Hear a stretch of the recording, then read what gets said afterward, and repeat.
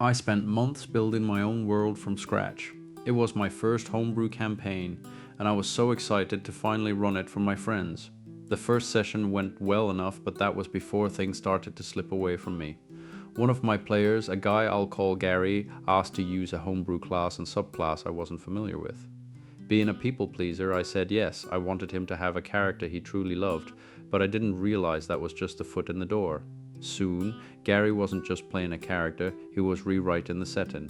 He started dropping lore from his backstory that contradicted the very foundations of the world I'd built. To keep the peace, I adjusted my maps and my history to fit his vision. Then came the mechanics.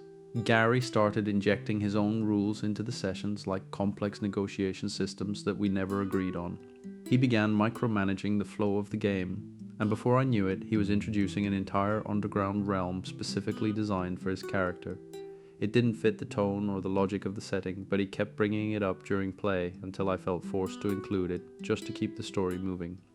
It reached a breaking point when Gary decided to go off on a solo side quest. He led the narrative to a location he invented, effectively abandoning the rest of the party to pursue his own personal plot. I sat there realizing that he wasn't just a player anymore, he was acting like the main character of a story I was no longer writing. Now, I feel like a guest in my own game. I'm the dungeon master in name only, while Gary dictates the world building and the rules.